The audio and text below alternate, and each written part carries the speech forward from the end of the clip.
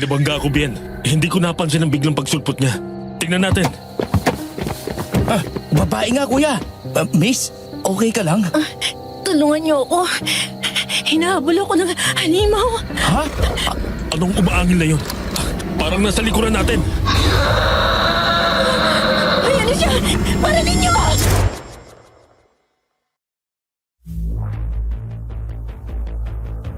Isang mapagpalang araw po, Sir Jupiter, at sa lahat ng inyong tagapakinig. Tawagin mo na lang ako sa pangalang Bien. Isa rin ako sa avid listener ng Sitio Pangil. Salamat sa pagkakataon na ibinigay niyo sa akin para maibahagi ko din sa inyong mga tagapakinig ang aking karanasan na nangyari noong ako ay 25 anyos pa lang.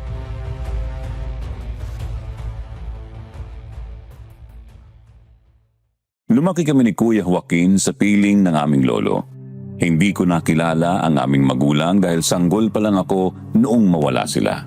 2 taon naman na daw si Kuya nang lumubog ang barkong sinasakyan ni Nanay patungong Maynila para salubungin sana ang tatay namin na isang OFW. Hindi naman na-recover pa ang katawan ng mga nalunod dahil sa lakas ng bagyo na nasalubong ng barko. Si tatay naman ay maagang pumanaw dahil sa kagat ng ahas nang magtrabaho siya sa sakahan. Sa maraming hindi magandang mga pangyayari na inabot namin sa probinsya ni Lolo, ipinasya niyang umuwi dito sa Luzon, sa probinsyang kinalakhan ni Lola. Mayroong kaparting lupain si Lola sa kanyang magulang na hinati sa kanilang magkapatid. Namayapa si Lola pagkalipas ng 10 taon naming paninirahan dito. Napagtapos kami ni Lolo na pag-aaral sa kanyang pagsasaka kasabay ng kanyang panggagamot bilang albularyo. Kaya't samahan niyo po ako hanggang dulo para malaman niyo kung paano ako nagkaroon ng karanasang may kaugnayan sa mga aswang.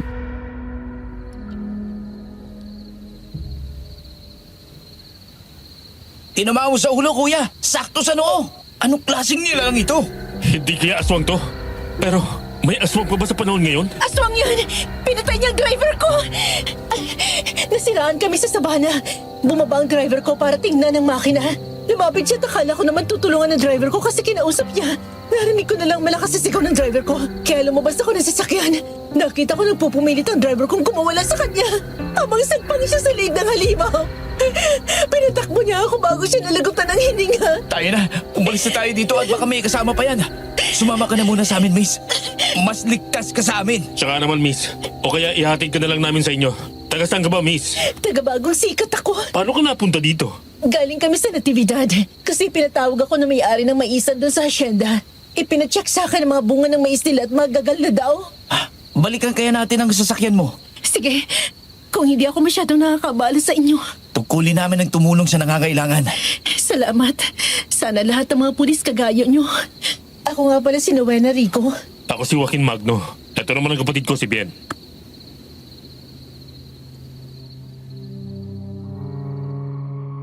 Pumunta kami sa lugar kung saan nandoon ang sasakyan ni Rowena. Tumawag kami ng backup at nagpadala ng ambulansya para makuha ang katawan ng driver ni Rowena. Hindi mapaandar ang sasakyan kaya kinuha na lang muna ni Rowena ang mga importanteng gamit niya. Hinila namin ang sasakyan niya at dinala sa talyer. Nang madaan kami uli sa pinangyarihan ng engkwentro, wala na doon ang katawan ng aswang. Bumaba pa kami ni Kuya para makasiguro pero wala na ito doon. Inihatid namin si Rowena sa kanila kaya ginabi na kami ni Kuya ng pag-uwi.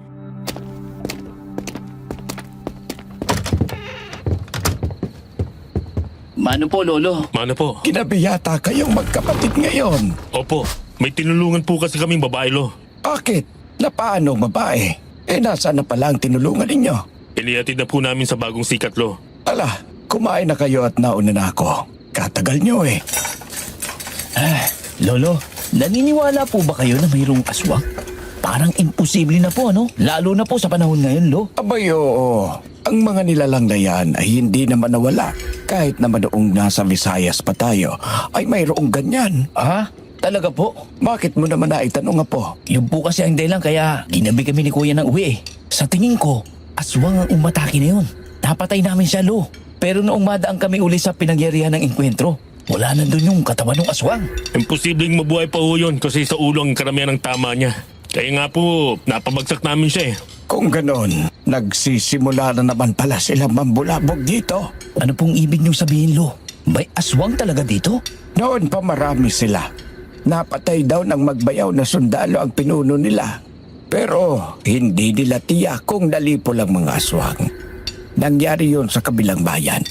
Ayon sa mga taal na taga rito, ay nasa 20 taon na ang nakalilipas nang mangyari yon. Kaya nga natuwa sila nang malaman na albularyo ako pagdating natin dito. Kaya noon pa man ay gumawa na rin ako ng mga gamit na maaaring panlaban sa kanila.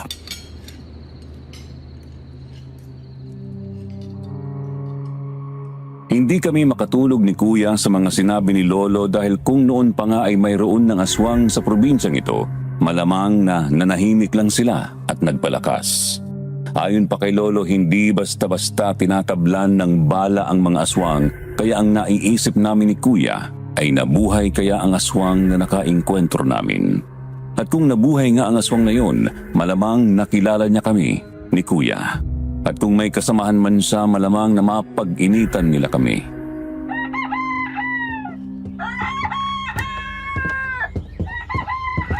Good morning po, Lo. Morning, Lo. Mabuti naman at gising na kayo. Mag-almusal muna kayo bago maligo. Hindi maganda yung kababangon pa lang ligo agad. Sino po bang kausap nyo kanina at ang lakas ng boses nyo? Kala ko may kaaway kayo. Ay nako, sino pa ba? Di ang Lola Becca nyo. Balitado na pala ang nangyari kahapon tungkol sa aswang na nakaengkwentro ninyo. Nagpasabi raw si Kapitan na dumaan kayo mamaya sa barangay hall. Bilis talaga ng balita, no? Para wala naman ang nakitang tao doon kahapon eh. Meron malamang. Kaya lang hindi na lumabas sa pinagtataguan ng makitang aswang. Natakot siguro. Kasi yung lugar na inatake ang driver ni Nuena gulayan yon. Kaya malamang may nakakita doon. Mayroon kang nakakita si Kaimo. Hindi sa gulayan kundi sa highway kung saan binaril ninyo ang aswang. Bago pa kayo dumating sa lugar na yon, magpuputol daw sila ng mga sanga ng akasya. Kaya nasa taas sila ng puno. Kaya nakita nila ang pangyayari. Gising na ba ang apo mo, Kuya Martin? Ay kagigising lang! Pumasok ka din parang sirena ng bumbero ang tinis ng boses mo. Ay baka isipin ng mga dumadaan nag-aaway tayo. Lola Becca, magandang umaga po. Ganda talaga ni Lola Becca, oh. Ano po yung dala nyo? Abay, binuna pa ako ng damuhong batang ere. Abay, nasa lahi natin ang magaganda at gwapo talaga. Oh, ayan, gatas ng kalabaw. Isabay nyo sa almusal para mas lalo kayong maging malakas. Langgaling ka na rin ni kanina. Hindi mo pa iniabot sa akin. Di mo rin pala ibibigay yan. Abay, sa mga apo ko naman ere. Marami ka nang nainom na gatas ng kalabaw sa edad mong yan. Salamat po, La. Sabayan nyo na po kami dito mag-almusal. Salamat po, Lola. Kain na po tayo.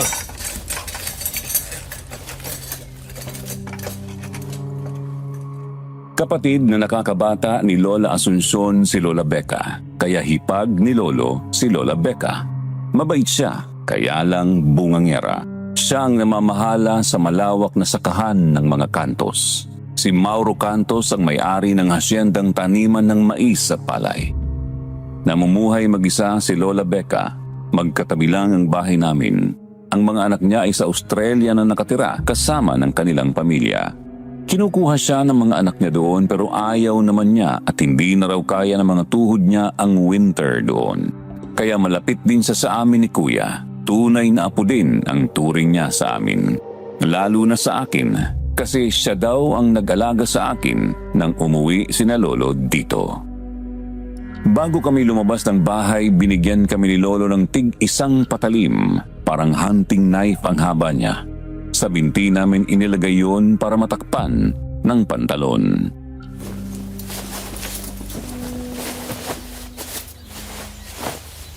Balitado ang nangyari kahapon, mga apo.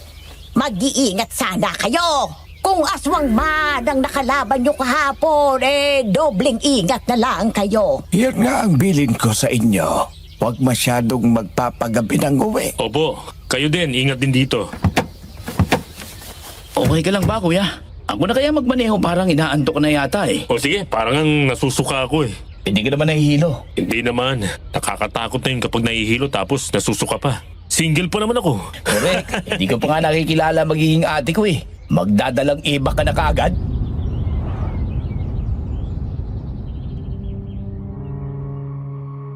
Pagpasok namin sa presinto, binati kami ng mga kasama naming mga pulis. Nagtataka man kami ay nakisakay na lang sa eksenang yon. Pinapasok kami sa opisina ni Captain Aldrin Roa. Nandoon si Nowena. Kausap niya si Kapitan. Kinamayan at pinaupo kami ni Kapitan. Alam na rin niya ang tungkol sa nakaharap naming aswang kagabi. Ang pagkakaalam ko ay hindi agad naniniwala ang mga pulis sa aswang o maligno, pero si Captain Roa ay naniniwala din daw.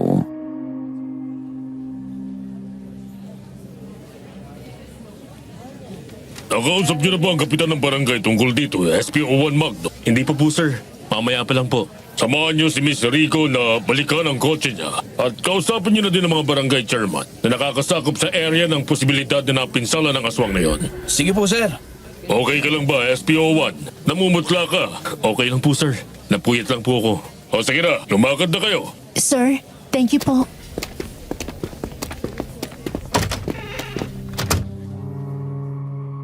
Nagawa na ang sira ng sasakyan ni Nowena kaya hindi naman kami nagtagal sa talyer. Ako na ang nagmaneho ng kotse ni Kuya at siya naman ang nagmaneho ng sasakyan ni Nowena. 3 barangay ang magkakatabing kinausap namin ang mga kapitan para ipagbigay alam ang naganap kagabi. Pero hindi naman kami masyadong nagpaliwanag dahil nabalitaan na daw nila. Umuwi muna kami sa bahay at doon na nananghalian kaya nakilala ni Lolo si Nowena.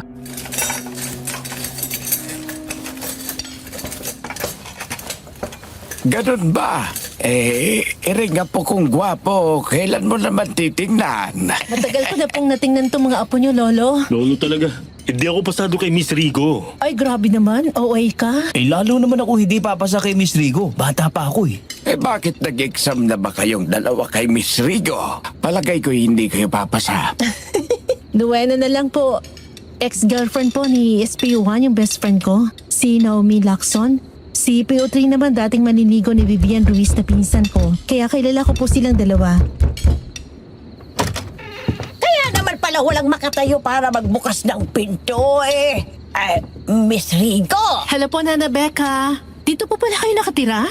Dyan lang ako sa kabila nakatira. Kato-kato ka pa. Kahit naman hindi kayo pagbuksan ng pinto pumapasok na lang kayo bigla Kaya na po. Salbahe talaga tong apo kong to mabuti naman na kilala mo na pala ang mga apo namin. Magkakilala na po pala kayo ni Nowena, Lola. Aba, syempre, sa kanya ako humihingi ng tips kung anong magandang ipatanim sa hasyenda ni Mr. Cantos. Sa kanya ko ikinukonsulta ang problemang agricultural din Ay, sumabay ka na din ni Becca. Malungkot talagang kumain mag-isa. Halika na, isipin mo na lang na bahay mo to. At kada kainan tatitsyempuan mo. Abay na buong matanda, Kadaming sinabi. Ayan, may baon ako. Tinolang ostrich at pinindahang dragon.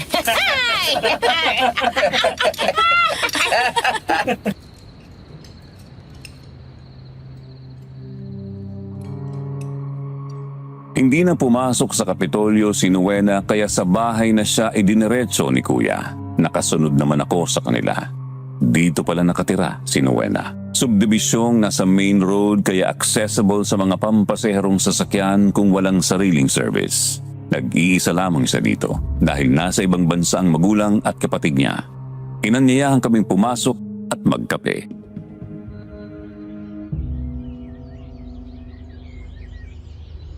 Hindi ka ba naiinip dito? Mag-isa ka lang pala. Minsan, kaya kapag naiinip ako, walang pasok, nagtatanim ako ng ornamentals at gulay sa likod bahay. Malapit lang ba bahay dito nila, Vivian? Sa susunod na block ang bahay nila. Bakit gusto mong puntahan? Hindi Bisa mo pala ang 2-timer na yun. Unfortunately, kapatid ni mamang papa niya. Pero hindi kami close. Bakit naman? Siguro dahil maarte si Vivian, no? Kontrabida daw ako. Ayaw niya nang pinapangaralan ko siya. Nagagalit din si tita kapag pinagsasabihan ko si Vivian. Kaya para walang gulo, tumistansya na lang ako. Mas maganda nga ang ganun. Kapag masyadong magulo, mas mainam na dumistansya talaga para magkaroon ng peace of mind. May hugot si Sir Magno I get it. Hello, sir? Opo, naiatid na po namin si Miss Rigo. Copy, sir. Nowena, kailangan na naming umalis. I'll see you soon. Anong meron kuya? Halika na sa sasakyan. Doon natin pag-usapan.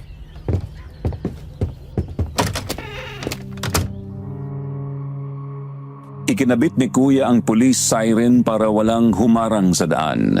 Mabilis naming narating ang lugar na itinimbre ni Captain Roa. Malamang na itinapon lang ang bangkay doon dahil hindi sariwa ang mga sugat niya.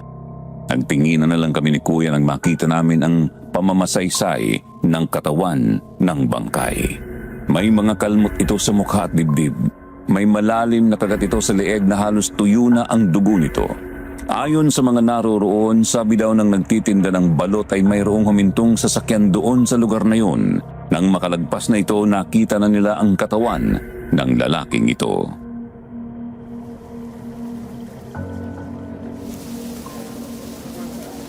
Di na maganda to kuya. Parang napapadalas na yata ang pag-atake ng mga salot. Nakuha kaya nung tindero ang plate number ng sasakyan? Nandito pa po bang tinderong nakakita? Wala na po? Kailangan ma-alerto ang mga taga rito. Dapat yata, mag-suggest tayo ng curfew sa mga barangay Saan barangay kaya nagbumula ang mga salot na nambibiktima dito? Walang ID na pagkakakilanlan ng mga biktima. Parang magsasaka tong biktima Tingnan mo mga kuko sa paa at sa kamay. Pati ang suot na damit. Oo nga. Hindi kaya nagtatrabaho ito doon sa sakahan sa hacienda? Maaari.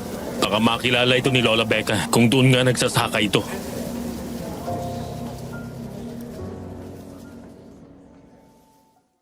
Nang dumating ang ambulansya at nakuha ang bangkay ay tumuloy kami sa Hacienda Cantos. Hindi naman kalayuan ang hacienda sa lugar na pinagtapunan ng bangkay kaya inabutan pa namin ang ibang manggagawa doon. Kausap sila ni Lola Becca. Nang ipinakita ko sa kanila ang larawan ng bangkay sa aking cellphone ay kinumpirma nilang hindi ito manggagawa doon. Maging si Lola Becca, hindi kilala ang biktima.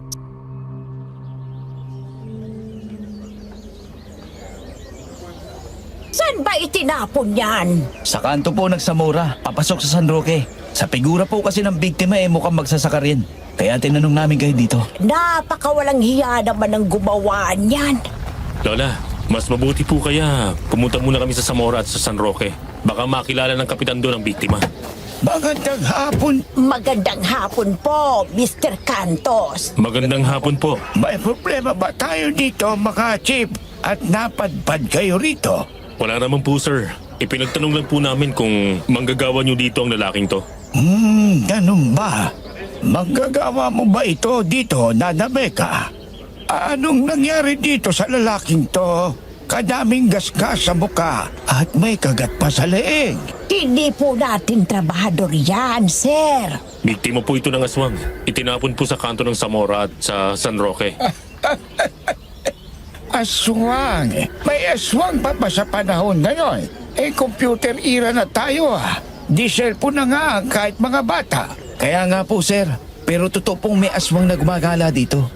Katunayan po agriculturist na galing dito kahapon, napatay ng aswang ang driver niya. Balitado nga yun, sir, kahapon pa. Kayon daw itong lalaking di malaman kung taga saan. Ganun ba? May huli na pala ako sa balita.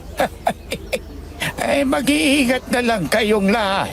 Hala, dyan na kayo at papunta pa kaming bayan. Nadaan lang kami ni Mrs. at nakita ko kasing may kotse na narito. Akala ko may problema rin Ito pala ang asawa ni Cantos. Bata pa. Ano ka mo? Tayo na. Lola, hindi pa po ba kayo uuwi? Sumabay na po kayo sa amin. Gabi na Delikadong maglakad sa daan ngayon.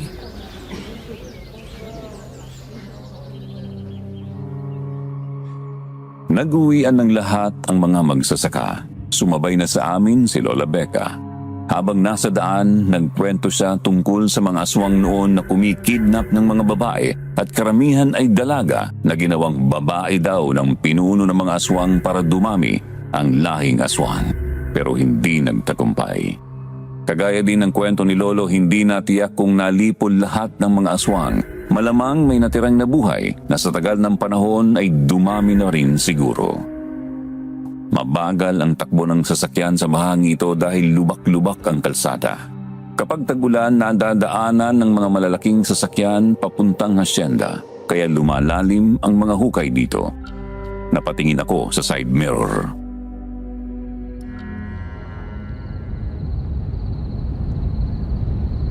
Kuya, May humahabol sa atin. Oo, nakikita ko dito sa salamin. Kanina pa yan eh. Abay, sino nga ba iring humahabol sa atin? Huminto ka nga muna, Apo, at nang malaman natin kung sinong damuho ire. Ha? Nawala? Saan nagpunta yun? Saan subot yan? Imposibleng naglahong parang bula ang loong yun. Saan ka pupunta, kuya? Diyan lang kayo. Titignan ko lang kung sino yon.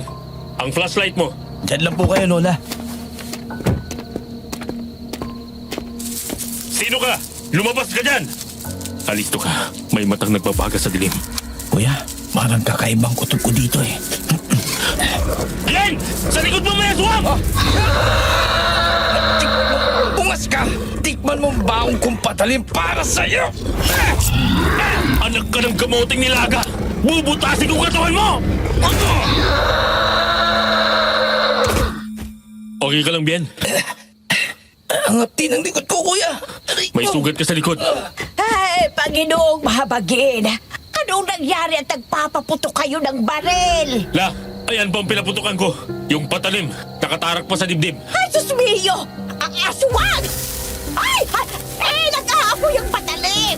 Nasusunog ang aswang!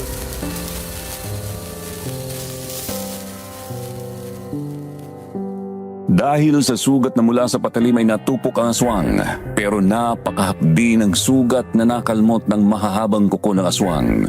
Gusto akong dalhin ni Kuya sa ospital pero pinigil ni Lola Becca at sa bahay daw ako iuwi dahil kayang gamutin ni Lolo ang mga sugat na gawa ng mga aswang. Nang dumating kami sa bahay, agad na hinubad ni Kuya ang suot kong uniforme at tumambad sa kanila ang 4 at halos 6 na pulgadang malalalim na kalmot ng aswang sa aking likod.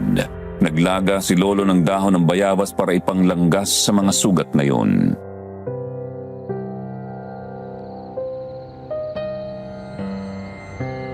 Saan banda kayo inatake ng aswang? Malapit lang ba? Sa kakauyan po, Lo. Bakit po?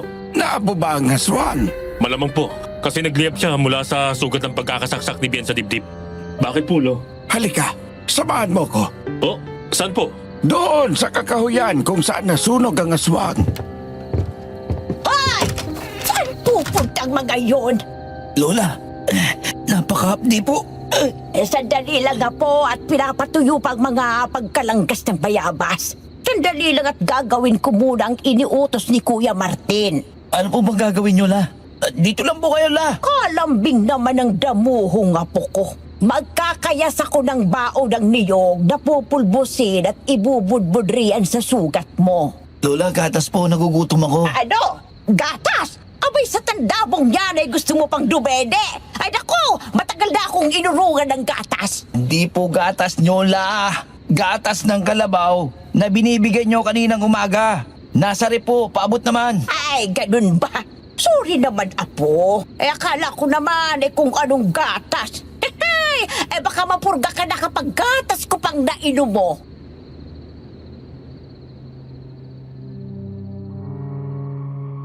Gusto kong makatulog kaya ako uminom ng gatas para hindi ko maramdaman ang hapdi ng mga sugat sa aking likod. Nakaidlip ako sandali nang nakadapa nang dumating sina Lolo at Kuya. Muling pinakuluan ni Lolo ang dahon ng bayabas. Muli niyang nilangga sa mga sugat ko na nabawasan na ang hapdi nito.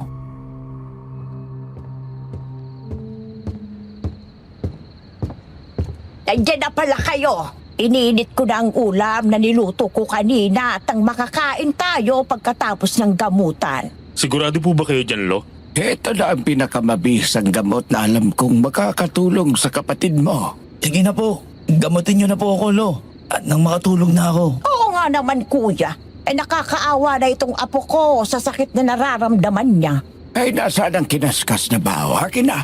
May kukunin lamang ako sa kwarto. Kunin mo nga, Joaquin. Ayun, sa mesa. Konting tiis na lang, apo, ha?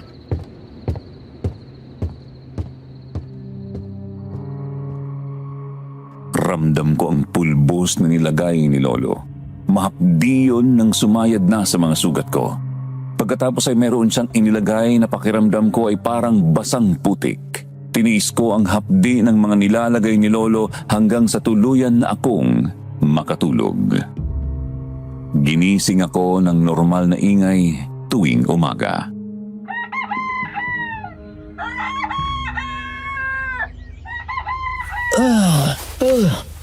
Ito na pala ako nakatulog sa sopa. Ha? Si kuya. Kawawa naman sa sahig na lang nakalatag ng kumot. Ang sweet ng mga ito ha. Hindi ako iniwan. Nasaan na kaya si Lolo? Oh, apo, ay gising ka na pala. Masakit na ba ang mga sugat mo? Hindi na po Lolo. Wala na akong nararamdamang kirot. Huwag ka munang magkikikilos at baka bumuka ang mga sugat mo. Hindi po ba sabi nyo kagabi, nakabuka naman talaga ang sugat ko? Dito na tayo magkape at madaling araw na nang makatulog ang kuya mo. Binantayan ka magdamag. Nakakaya naman kay kuya. Napuyat sa pagbabantay sa akin. Gising na pala kayo. Oh, apo, gatas ng kalabaw. Maagang dumating ang nagdi-deliver eh. Kumusta bang pakiramdam mo? Okay na po ako Lola. Kape po tayo. Ay nako, tinigilan ko ng pagkakape. Nabasa ko sa Insabo, kumahawa daw ang kulay ng kape sa balat. Baka lalo ako maging neda. Abay, ay nako, joke lang. Umiinom na ako ng turmeric tea. Pwede na po ba akong maligo, Lo? Papasok pa po kami. Ay, nakasick-leave ka ba po? 2 linggo yata ang na-file ng kuya mo. Ho? Ang haba naman. Nakakainip yun. Kuya talaga oh. Ginawa akong bata eh. Ay, bata ka pa talaga, Totoy. Pahinga ka lang muna dito. Ay, ano naman gagawin ko dito sa bahay, Kuya? Pag-alalay ka muna kay Lolo. Kagaya nung bata pa tayo, kapag may magpapagamot, tagabot ka ng kailangan ni Lolo. Tama naman ang kuya mo. Yun ay kung may magpapagamot pa. Sa lawak ng impluensya ng modernong medisina, kakaunti na lamang nagpapaalbularyo ngayon.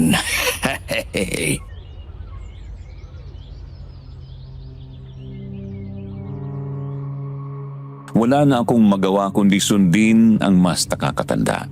Pero ang totoo ay magaan ang pakiramdam ko nang magising kanina.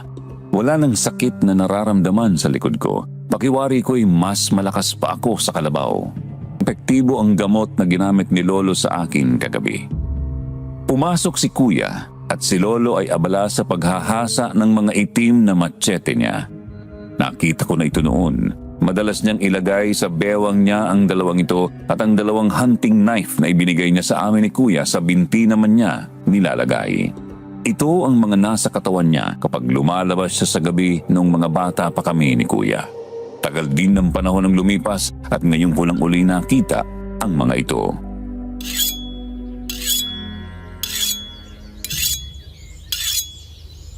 Lolo, bakit po itim ang mga machete na yan? Carbon ito, iho. Hindi kinakalawag ang ganitong mga itak. At saka kailangan nating matalim ang mga ito. Mamaya ibababad naman natin sa langis na may bawang. Bakit po inilabas niyo yung mga yan ngayon? Manunugis po ba kayo uli? Kung hinihingi ng pagkakataon, pero palagay ko'y may mga hahalili na sa akin. 2 pa sila. Baka po hindi kayanin ang hahalili sa inyo, Lo. Sa palagay ko'y kayang-kaya naman.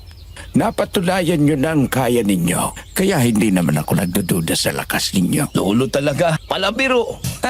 Wala naman kaming anting-anting ni Kuya para maging manunugis. Hindi naman natin kailangan ng anting-anting para manugis ng mga aswang po. Basta marunong kang makipaglaban at mayroon kang tamang armas. Sapat na yon. Kayo po pala, Lola Becca. Wow!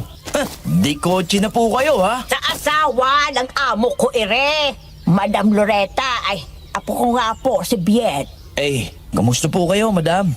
Mabuti naman, iho.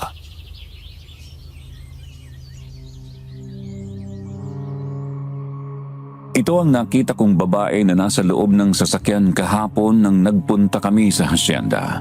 Maganda pala siya. Mukhang nasa 30 anyos pa lang ang edad niya. Sosyal manamit, bagay sa kanyang sasakyang minamaneho. Hinahanap nila si Lolo.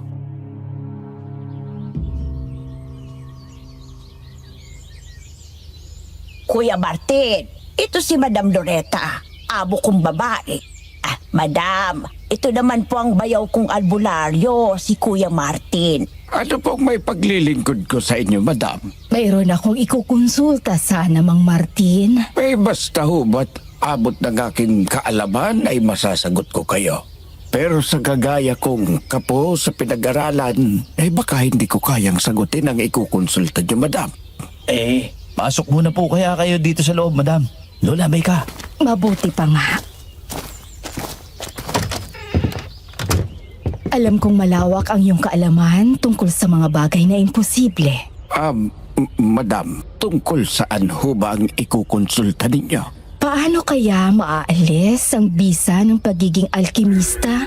Ang pagkakaunawa ko, madam, sa pagiging alkimista ay may kakayanang gawing ginto ang kahit anong metal. Pero ang taong nagsasagawa ng alkemya ay mayroong mahikang potion o ito, yung mahiwagang inumin na nagpapahaba ng buhay. Immortalidad kumbaga. Pananatiling bata kapag uminom nito at lunas sa maraming karamdaman. Pero kung sasamahan ang itim na mahika ay maraming itim na lakas ang maidudulot sa kanya. Maaari bang mawala ng bisa ang potion na iniinom ng isang alkimista? Oo, kapag hindi na naniniwala ang sino mang iinom nito, ay mawawala ang bisa. Paano kung sapilitang pinaiinom para lamang sa ikasisiya ng alkimista? Dapat iwaglit sa isip ng persahang pinainom na hindi ito tatalab sa kanya. May posibilidad bang mamatay ang alkimista? Hindi ko masasagot yan, madam. Dahil matatalas ang kanilang isip at pakiramdam. Bakit niyo ho pala naitanong ang tungkol dito? Oo, wala naman. May nagpapatanong lang. Salamat. Tutuloy na ako. Salamat sa oras mo, Mang Martin.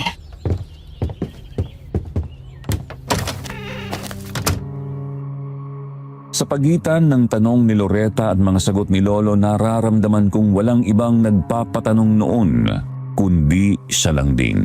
May napapansin ako sa aking sarili na pagbabago. Nakikita ko ang mga bagay sa katawan ng tao kahit may damit pa ito. Matalas ang aking pangamoy. May kabilisan na din ang aking kilos na dati ay hindi naman. Sasabihin ko sana kay Lolo ang aking mga nakita kay Loretta, kaya lang naunahan ako ni Lolo.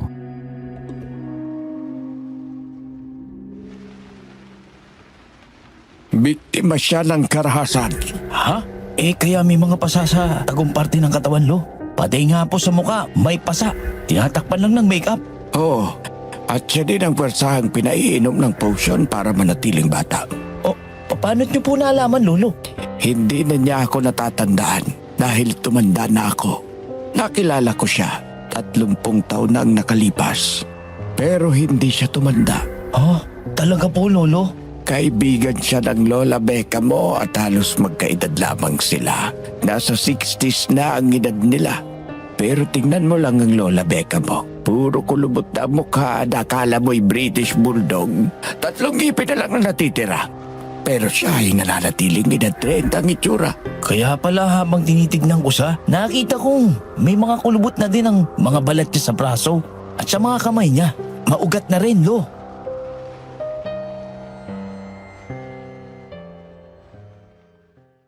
Habang nagsasalita ako ay nakangiti lang si Lolo. Inakbayan niya ako sa balikat at pumasok kami sa loob ng bahay. Pinaghubad niya ako at pinatalikod sa salamin sa aming damitan.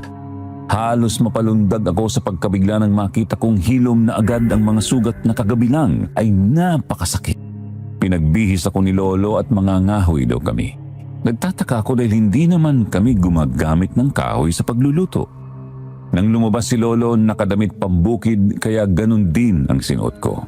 Iniabot niya sa akin ang isang machete niya pati ang suksukan nitong yari sa balat ng kalabaw. Nagtataka ako kung kailan hapon na saka nagyayang mangahoy si Lolo.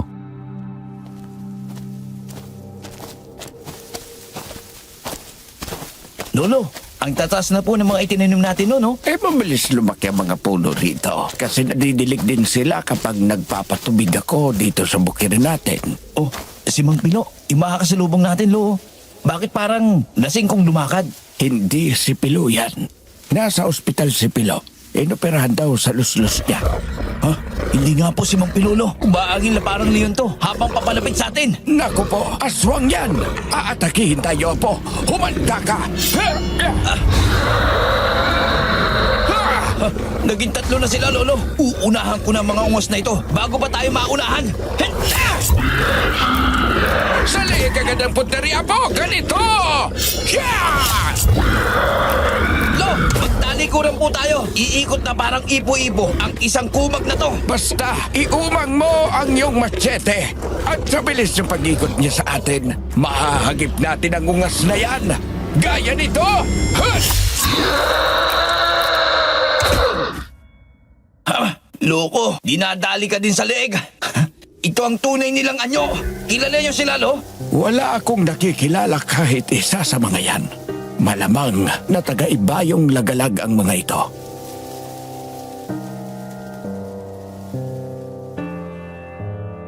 Nagsimulang magningas ang mga sugat ng matsete sa kanilang katawan hanggang sa maabo ang mga aswang.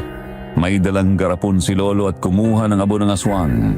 Hindi na ako nagtanong dahil alam ko naman kung saan niya ginagamit yun.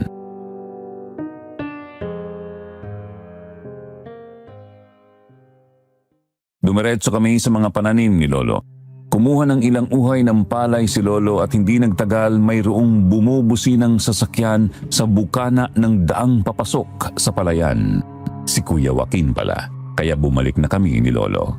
Naghihintay daw sa bahay si Captain Aldrin Roa.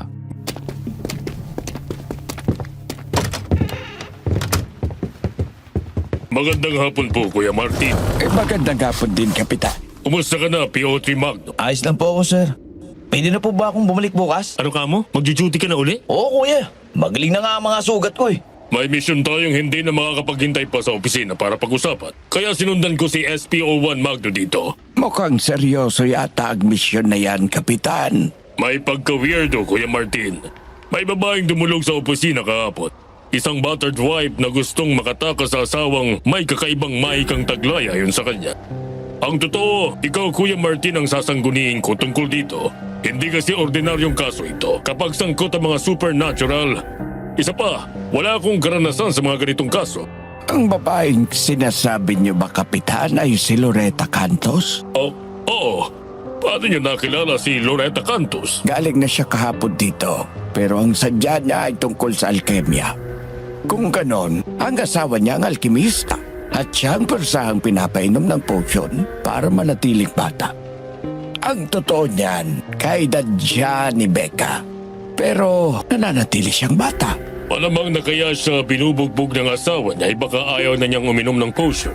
Pero ayon kay Loretta, may mahikang taglay ang asawa niya. Kaya kita kinonsulta, Kuya Martin. Anong pwede natin gawin para matulungan si Loretta? Ang solusyon dyan alam kong makakatulong ay magtaglay din ng kakaibang lakas na gaya namin ni Bien. Yun ay kung payag kayong dalawa.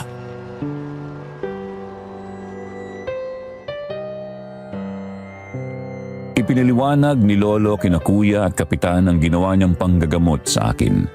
Matagal bago nakasagot ang dalawa pero bandang huli ay pumayag din. Sa likod din sila hiniwa ni Lolo. Doon sa natatakpan na hindi makikita ni numan maliban kung maghubad sila sa harap ng maraming tao, sakalang may makakapansin nito. Tinawagan ni Kapitan ang asawa para ipaalam na hindi siya makakauwi ngayong gabi dahil kailangan niyang magpagaling ng sugat.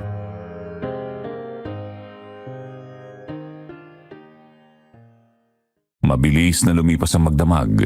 Nabuo ang plano ng pagliligtas kay Loretta Cantos.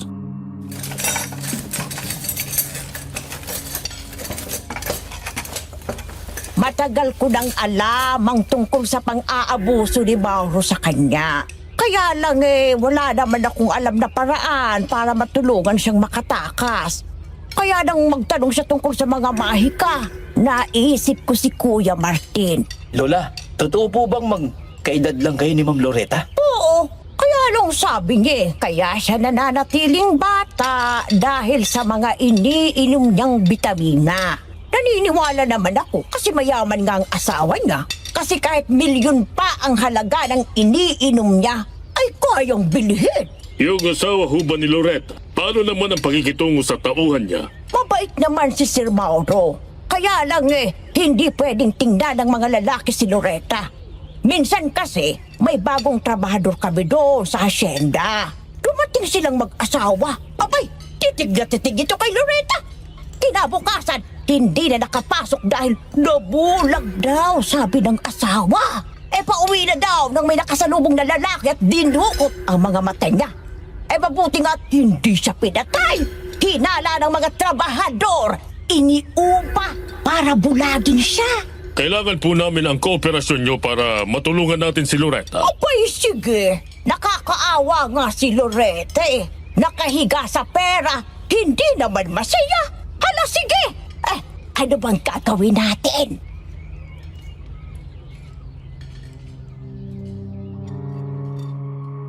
Pagpasok ni Lola Becca sa hasyenda ay nagtagumpay siya na lagyan ng purga ng kabayo ang merienda ng mga trabahador para walang makapasok sa trabaho ng hapon. Nagpanggap kaming lahat ng mga trabahador ng hasyenda na tinawagan ni Lola Becca bilang kapalit ng mga trabahante. Armado kaming dumating dito pero hindi mahahalata sa kasuotan naming magsasaka. Nakapasok kami sa kamalig ng palay na nasa loob mismo ng compound ng malaking bahay para kunwari ay maglalabas ng mga kinaban ng palay para ibilad. Nagsisimula na kaming maglabas ng sako ng palay nang lumapit si Mauro Santos kay Lola Becca at sinabing aalis siya. Pakitingnan daw si Loretta dahil masama ang pakiramdam ng madam. Nang makalabas na ng tarangkahan ng kotse ni Mauro at umakyat si Lola para sabihing ilalabas siya dito, ilang saglit pa'y nakita namin sina Lola at Loretta na lumalabas at may dalang bag.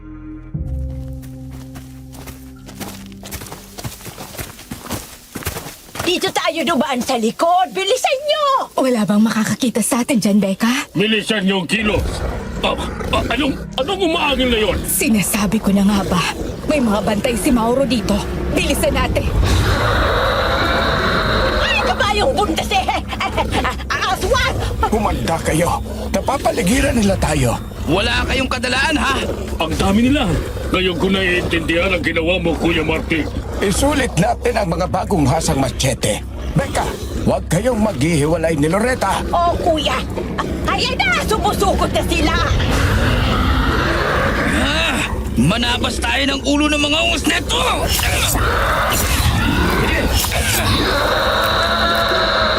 Pulutan yung mga ulo niyo! Mga kambong kayo ng kadiliman! Sasalubungin kayo ni Taning! Napakatalas nitong machete. Isa ka pa! At ikaw din! Mga salot kayo! Ha! Uubusin namin ang lahi ninyo! Ay! Naubos na! Umuusok na silang lahat! Dalian nyo! Dito ang daan! Pinuntun namin ang daan palabas ng hasyenda. Nang makalabas kami sa taniman ng mais ay natanaw ko na ang kalsada papunta sa amin. Pero may sumasalubong sa aming mga aswang sa gawing taniman ng mga palay. Ang alam ng marami, lumalabas lang ang mga aswang tuwing gabi. Pero hindi. Ang mga ito ay kahit may sikat ng araw, naglalabasan. Nang malapit na kami sa kanila ay pinahinto kami ni Lolo para hintayin ang pag-atake nila dahil mapanganib kung kami ang susugod. Bakit daw mas marami ang mga nakadapa sa mga tanim na palay? Nang malapit na sila naghanda kami. Nagtataka lang ako kung bakit hindi yata nauubos ang mga ito. Panginoon ko, ang dami nila. Huwag niyo akong pabayaang makuha nila pangunda ko. Panalangin kang bigyan pa kami ng lakas ng Diyos para mapagtagumpayan natin ito. Lolo, malapit na po sila. Tatagan lamang ang mga tuhod at pulso. Mas marami, mas masaya. Dito ka sa kaliwa ko, Bien. Doon ka sa tabi ni Kuya Martin. Joaquin, doon ka. Ate Becca, dito kayo ni Madam Loretta sa likod namin. Alis to din. Kaya baka may manggaling sa likuran natin. Sige! Dito tayo, Loretta! Heto na sila! Salubungin na natin!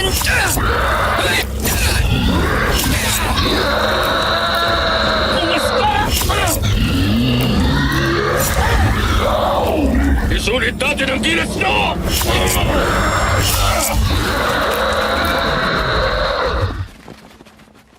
Bakit umaatras ang mga nasa likod? Baka po natakot na mapugutan ng ulo, lo! Sabagay, nakikita na lang hindi sila uubra sa atin, kaya nag-aatrasa na. Oo nga, nagsisimula ng masunog ang mga napatay nating aswang. Nasusunog din ang mga tuyong dahon ng palay. Magkukupot tayo dito, bilisan nyo!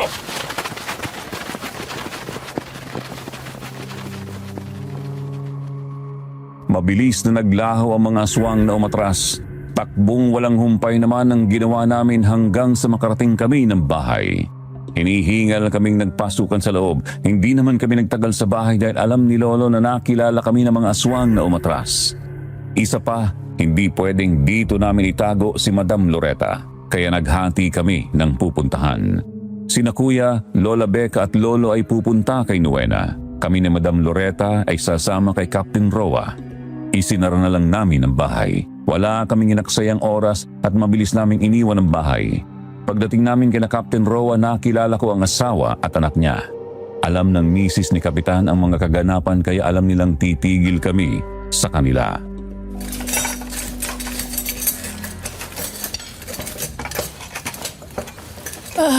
Kain lang kayo ha. Huwag mahihiya. Marami akong niluto. Pasensya na kayo sa pang-aabala ko, ha? Captain Roa, salamat ng marami sa'yo. At sa iyo din, Bien. Napakatapang mo. Wala ka naman, Mrs. Canto. Tungkulin naming tumulong sa nangangailangan. Welcome po. Nakakaya po kasi magpakita ng kaduwagan kapag kasama si Captain Roa. Daddy, wala ka bang napapansin kay PO3 Magno? Meron, matagal na. Pati nga kay SPO1 Magno, na kuya niya. Kaya nga maganang loob ko sa kanilang magkapatid eh. Oo nga, ano? Ngayon ko lang napansin. May dumi po ba ako sa ilong ko? Pwede bang tawagin kitang kuya? PO3? Siyempre naman. Obvious naman na matanda ako sa'yo. Kumain kang mabuti, Bien. Ilan na bang nobya mo? Naku po, wala pa po, ma'am. Wala pa? Yang gwapo mong yan? Mami, wait lang. Ililipat na ako. Tabi muna tayo, Kuya Bien. Ano ba ginagawa mong bata ka? Ang kulit mo yata. Oh, ayan, Mami. Tingnan mo kami ni Kuya Bien. Oo nga, ano? Maghahawig kayo.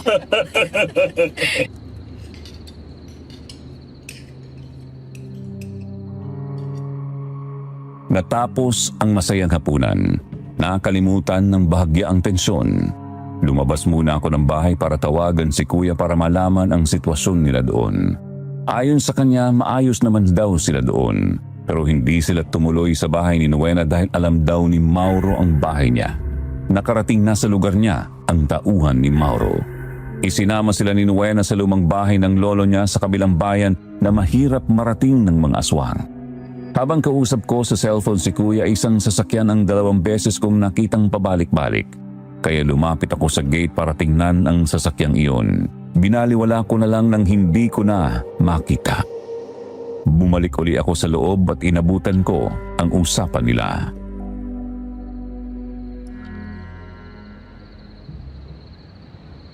Ibig mong sabihin, 60 years old ka na? Paano nangyari na bata kang tingnan? Parang nasa 30s ka pa lang. Oo, dahil sa potion na ipinainom niya sa akin. Siya man ay 75 na, pero mukhang 30s lang din. Obsession niya ang manatiling bata. Isa siyang alkimista na hinahaluan niya ng itim na hangarin para hindi daw siya kayang banggain ng kahit sino. Pinilit kong hindi kami magkaanak dahil ayaw kong dumami ang lahi niya. Kaya humahanap siya ng babaeng pwedeng magdala ng lahi niya. Ang tungkol po sa mga aswang, Ma'am Loretta, anong kinalaman niya sa mga aswang? Tagasunod niya ang mga halimaw na yon. Ibig niyo pong sabihin, aswang din ang asawa mo? Oo, ayon sa kanya ay aswang ang angkat nila. Pero sa tagal ng pagsasama namin, ay hindi ko pa siya nakikitang maging aswang o kaya magbagong anyo sa harap ko. Bakit kanya sinasaktan? Ano ang alam mong dahilan? Dahil ayaw ko makipagtalik sa kanya. Iniisip niya na mayroon akong iba. Hindi niya ako nasisipingan kapag may lakas pa akong tumanggi. Pero kapag bubugsarado na at hindi ko na kayang manlaban, paulit-ulit niya akong ginagamit ng walang kapaguran. Ayoko na ng ganung buhay. Gusto kong mabuhay ng malaya at ma-enjoy ang pagtanda kagaya ni Becca. Masaya siya, lalo na kapag kasama ang mga paborito niyang apo. May kinalaman po kaya ang asawa niyo sa pag-atake ng aswang sa driver ni Nuwena Rigo? Oo, dahil gusto niya magkaanak doon sa agriculturist. Gusto niya ang mga babaeng malakas ang personalidad.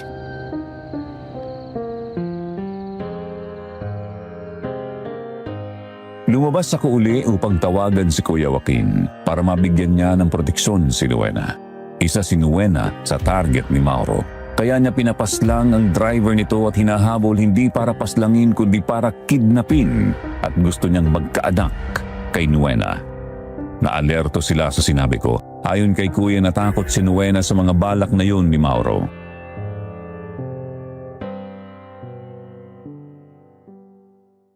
Hindi ako dinalaw ng antok ng gabing yun. Binalikan ko din ang biruan kaninang naghahapunan kami tungkol sa pagkakahawig ko kay Rina at Ma'am Monica. Noon ko naisip na ganito siguro kaganda ang nanay ko kung buhay pa siya. Pero 24 na taon na ang nakaraan mula nang lumubog ang barkong sinakyan niya. 4:00 na ng umaga. Hindi pa ako nakakatulog kaya bumangon ako at nagkape. Pinagmasdan ko ang mga picture nilang nakasabit sa dingding.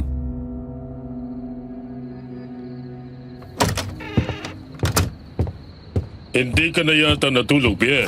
Hindi po ako inaantok, magdamag sir eh. Hindi yata ako sanay matulog sa bahay ng mayaman. Hindi ordinaryong kalaban natin. Mapangarip sila. Hindi titigil ang asawa ni Loretta hanggang hindi siya nakikita ng halimaw na yon. Opo. May plano na po ba kayo kay Madam Loretta? Nasa panganib ang buhay niya. Ganun din po tayo. Pati ang pamilya natin. Tayong mga pulis, sa tuwing lalabas ng bahay ay laging nakaabang sa hugay ang isang paa. Pero sa ginawa ni Kuya Martin sa atin, ay nagkaroon ako ng kumpiyansa. Hindi ko nga mapaniwalaan ang mga kilos natin habang nakikipaglaban tayo sa mga halimaw na yon. Morning! Hindi na yata kayo natulog na dalawa. Ikaw, Bien, nakatulog ka ba? Naiga lang po ma'am. Di po kasi ako dinalaw ni kumparing antok eh. Ganun ba? O sige, dyan muna kayo. Gagawa ko ng breakfast.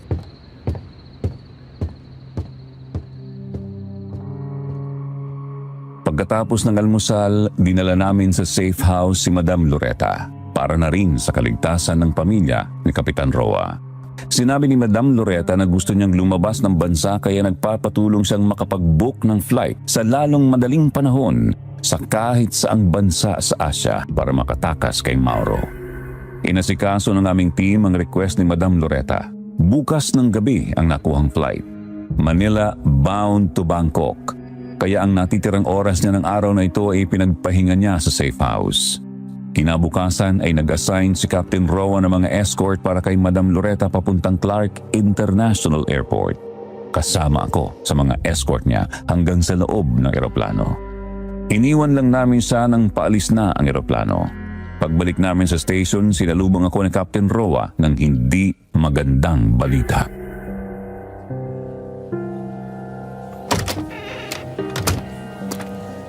Tumawag si SPO-1 Magno about 10 minutes ago. Kumusta po sila dun sir? Tinabahan ni Joaquin si Miss Rico sa Kapitolyo kanina. Nagkarga sila ng diesel sa gas station. According to him, may kasunod silang sasakyan. Dahil pagkatapos na magkarga ng gas, bumaba siya para bumili ng kape sa convenience store. Ano pong nangyari? Magbalik niya, wala na si Miss Rico sa kotse ni Joaquin. According to him, sabi daw ng gasoline boy, may dalawang lalaking pwersa ang nagpababa sa kanya at isinakay sa kasunod nilang kotse. Kinidnap siya sir. Sir, excuse me lang po. Hello kuya. Oh, nasaan ka ngayon? Nandito ako sa opisina ng barangay. Nagka-review ng footage ng CCTV dito. Baka may makuha ang lead ng pag-kidnap kay Nuena. Saang lugar ba yan? Pupuntahan kita. Hindi na, pupunta ako dyan sa presinto. Hintayin mo ako. Okay, sige.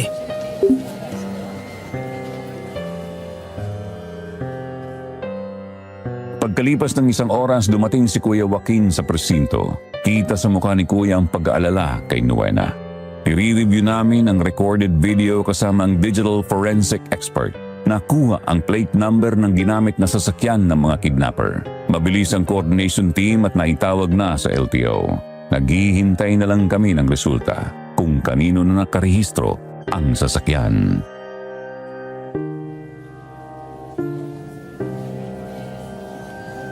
Dito sa pang-apat na cam, hindi na nasundan ang sasakyan. Lading tawag ang kidnapper o kaya si Nuena. Do you think manghihingi ito ng ransom, sir? Kung walang kaugnayan kay Loretta Canto, hihingi sila ng ransom. Pero kapag sangkot ang pangalan ni Loretta, redemption ang kailangan. Hello? Yes. Thank you, Marty. Nakarehistro ang sasakyan sa pangalan ni Mauricio Cervantes? Sir, mauna na po ako. Hahanapin ko si Nuena. SPO-1 Magno, hindi natin dapat apurahin ang mga bagay, lalo na at may kaugnayan sa mga taong mahalaga sa atin. Pinagpaplanuhan ang bawat hakbang. Huwag nating ilagay sa alanganin ang buhay ni Mr. Rico. Isa pa, saan ka mag-uumbisang maghanap? Tama si sir kuya. Huwag tayong magdesisyon habang may nararamdam tayong galit. Kasi baka may magawa tayong pagsisisihan natin sa bandang uli. Kalmante muna. Umuwi muna tayo para mapagplanuhan natin ang mas magandang gawin.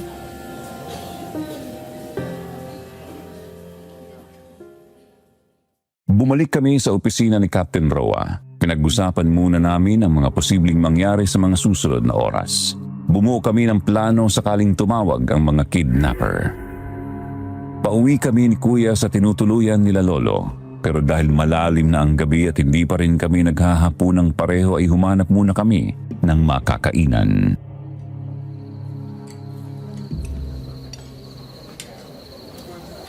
Pumili ka ng kahit ano dyan, oh. Daming pagpipilian eh. Kumain na muna tayo ng gumana ng maayos ang utak natin. Ano na kayo nangyayari kay Nuena? Kanina pa ako nagugutom, pero hindi ko alam kung anong kakainin ko. Naiisip ko kasi kung nasa na siya. Sige, ako na lang pipili ng ulam natin. Ate, dito po sa daing na bangus, sa minudo at papaitan. Kain na tayo ng todo. At gutom na ako eh. Exhausted na ako. Doon tayo pansamantalang uuwi sa lumang bahay ng lolo ni Nuena. Bukas ng umaga, uuwi tayong dalawa sa atin. Oh, ha? Ano yun? Mga armado! Dapa! Magsidapa kayo! Eto sa inyo mga ungas kayo! Akala kayo sa nagugutom na kumakain ng mga hudas kayo! Sumibad na natagpo ang mga ungas na yun ah! Anong kulay ng sasakyan ng mga kumag na yun? Pulang van! Hindi ko nakuha ang plate number eh. Hindi yata gumana ang matang aswang ko sa bilis ng sibad ng sasakyan na yun ah. Sakay, dali! Kailangang abutan natin ang mga impaktong yun! Sige, diretsuhin mo ang kalsada kuya. Wala namang mga kantong lilikuan ng mga yun eh. Pinasibad ni Kuya Joaquin ang kotse na parang kasali kami sa Formula 1 ang takbo. Matalas ang mga mata kong sinusuyod ang gilid ng kalsada hanggang makarating kami sa mahabang tulay na La Fuente. Ang kabila ng tulay na ito ay ibang bayan na. Walang mga bahayan dito pagkatawid ng tulay. Malayo pang kabayanan ng Pilar. Wala namang kaming makitang sasakyan man lang sa kalsada dahil halos hating gabi na. Pinagpasyahan naming bumalik na sana nang may sasakyang bumundol sa likod ng sasakyan namin. Sumadsad ang kotse namin sa gilid ng kalsada kaya doon natutok ang ilaw ng sasakyan. Nandoon ang pulang van. Nagkatinginan kami ni Kuya. Natrap kami. Nagkasana kami ng aming mga baril at ang machete ay nahugot na din namin. Nagbabaan ang mga sakay ng van at ng kotseng nasa likuran namin. Armado sila at lahat ng mga baril ay nakatutok sa amin. Napaligiran kami pero sa halip na bumaba kaming sumusuko ay madiing tinapakan ni Kuya ang gas pakabig sa kanan kaya nakalabas kami doon. Pahalang na inihinto ni Kuya ang sasakyan at saka kami lumabas. Pinaulanan kami ng bala. Kaya, naman natao pa ba ang mga ito? Tansya ko din sa kanila. Umataka. At pagkatapos nila, tayo naman ang aatake. Lumalapit ang mga kalabang kuya. Maganda yan. Sila nang lumapit sa kamatayan nila. Tayo naman. Ngayon na! Naubusan ka ng bala! Machete ang katapat ninyo! Tikman nyo to! Hanep, ang bilis na! Ubos! Ha! Mga mahihina naman palang tuhod ng mga to eh. Paano mong nagawa yun? Nagawa nga rin. Ang ganong kabilis na kilos na napugutan sila ng ulo. Ay, hindi ko alam. Basta naisip ko lang. Kaya kong gawin. Ganun lang. Tingnan natin ang mga sasakyan nila. Baka may makita tayo magtuturo sa atin ng mga may kagagawa nito. Doon ka sa van. Oh. Ako dito sa kotseng to.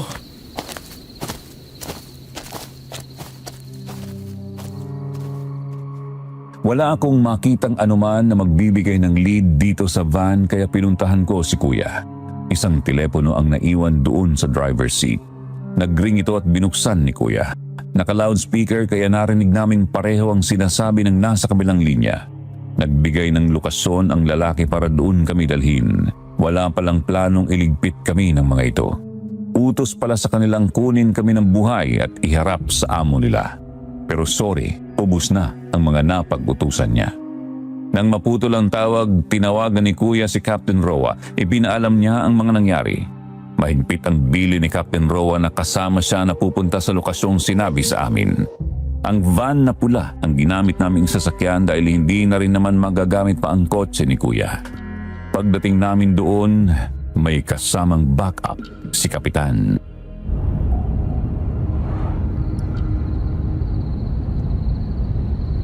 Ito ba ang lugar na sinabi nyo? Yes sir.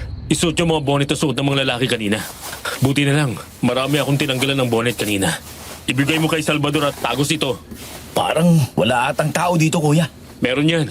Bumusina ka, Salvador, para buksan nila ang gate. Asitib, huwag masyadong mahigpit ang pagkatali, Tagos, para mabilis tayo makakakilos. Alam na natin ang mga linyahan na bihag kami. Binuksan ang pintuan ng bodega. Baba na tayo. Boss, nandito na ang pinakukuha nyo. Sino kayang kumag na to? Pasuspense pang loko. Nakatalikod pa eh. Alagan sila ng tali. Bakit itinali nyo sila, mga ungas kayo? Mauro Cantos. Surprise! Ipagpasensya nyo na kung sa ganitong paraan tayo magkakaharap-harap. Hindi naman siguro kayo sinaktan ng mga inutusan ko. Anong hindi? Muntik na kaming pulbusin ng mga tauhan mo. Nagkakamali ka dyan, binata. Kung gusto kayong iligpit ng mga tauhan ko, hindi ka na makakatungtong pa rito. Anong drama to? Kapitan Roa, maganda naman at kasama ka nila. Nakita rin kitang kasamang lumusong sa bahay ko. Salamat sa inyong tatlo. Lokohan ba ito, Mr. Cantos? Nilililang mo ba kami? Ha? Ano bang ibig mong sabihin, bata? Bakit naman nilinlangin ko kayo? Teka lang, pinagugulo mong usapan eh. Aswang ka, alkimista ka, alagad mo ang mga umaatake dito. Pumapatay ng walang awa. Gumagawa ka ng aswang. I wish I could be that one. Alam ko ang matseteng yan, ang pamuksang ginagamit nyo sa mga aswang. Tama ba? Hiwain mo nga ang palad ko. Pagbibigyan kita. Mahapdi gaano ba katagal bago magliham?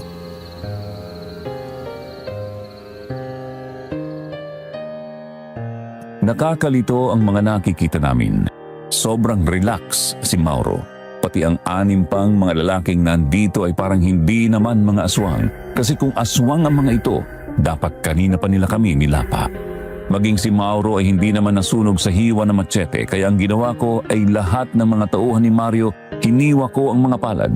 Pero hindi naman sila nagbago at hindi rin nasunog.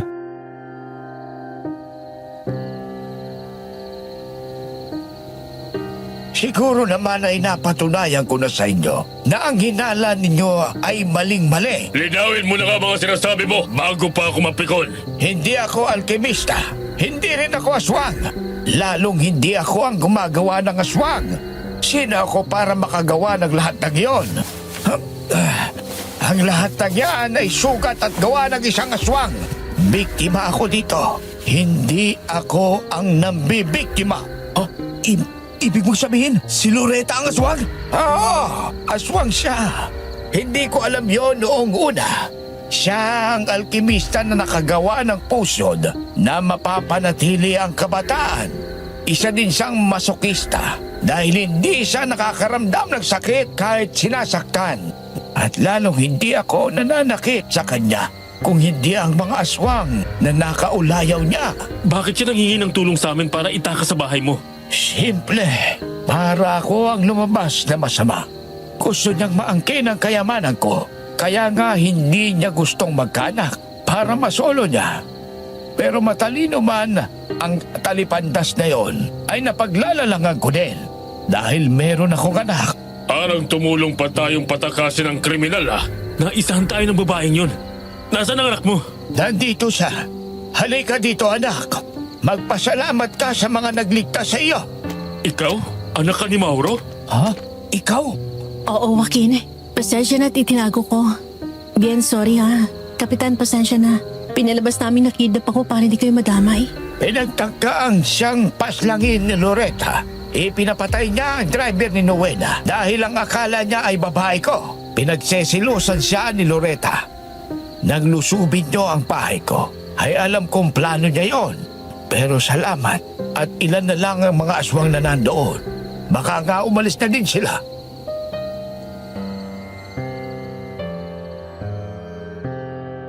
Pare-pareho kaming naisahan ni Loretta. Mabuti na lang at hindi pa kami kumilos ng mabilisan nang makaharap namin si Mauro, kung hindi mapapaslan namin ang taong walang sala. Naisip ko tuloy na malamang sa ibang bansa na siya nagkakalat ng lagim. Ang kagat at kalmot sa katawan ni Mauro ay bunga ng pagtanggi niyang makipagtalik kay Loretta. Iniinom niya ang dugo ni Mauro dahil naghihinala itong nambabae si Mauro kaya tinatanggihan siya. Sa opisina ni Kapitan Roa ay pinanood namin ang transformation ni Loretta kapag nagiging aswang dahil ang bahay ni Mauro ay maraming hidden camera. Pero may mas malaking panganib pala ang naging pagtulong namin kay Loretta.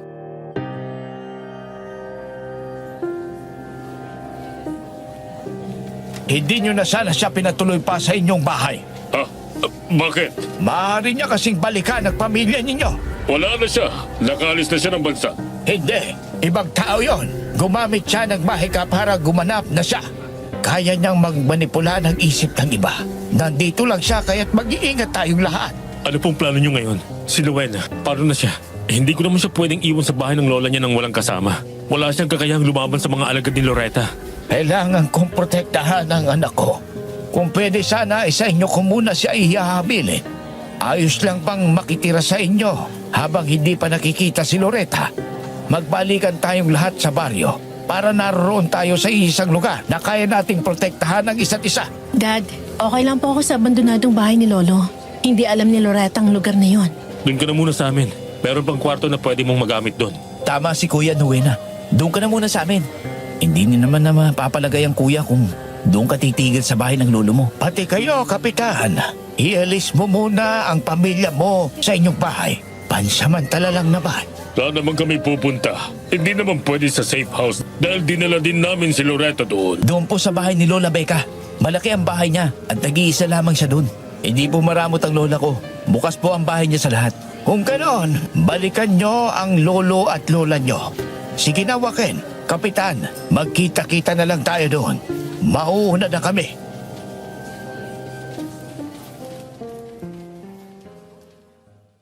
Tanghali na kami nang dumating sa amin. Tinulungan namin si Lola Becca na maglinis ng kwarto na tutuluyan ng pamilya ni Kapitan Roa. Masaya si Lola at mayroon na daw siyang makakasama. Hindi naman nagtagal, dumating na din sila Kapitan Roa. Napansin kong natulala si Lolo Martin nang makita ang asawa ni Kapitan Roa na si Ma'am Monica. Si Ma'am Monica man ay napatitig kay Lolo Martin. Nang maipasok na nila ang mga gamit sa bahay ni Lola Becca, nagluto sina Lola at Nuena ng pansit. Kaya sama-sama kaming kumain dito sa harap ng bahay sa ilalim ng puno ng aratilis.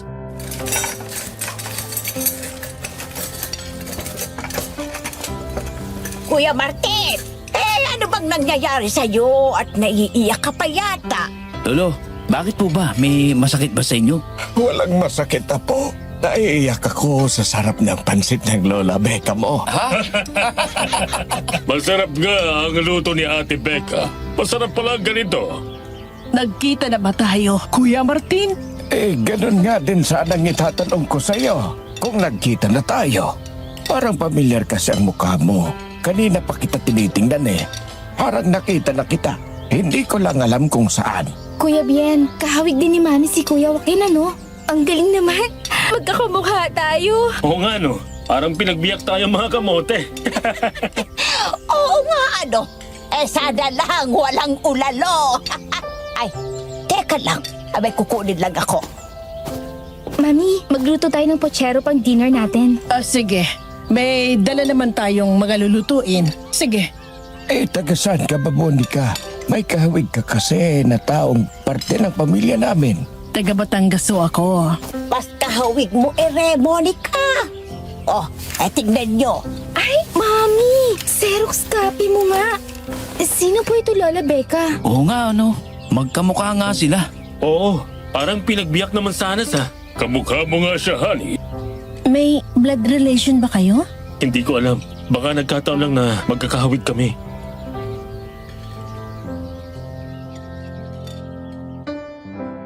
Masayang tingnan kami ng mga sandaling yon. Sa bagay, sabi nga sa mga pag-aaral, ang tao daw ay may 7 kahawig sa buong mundo. Baka nagkataon na naipon kaming lahat dito sa Pilipinas.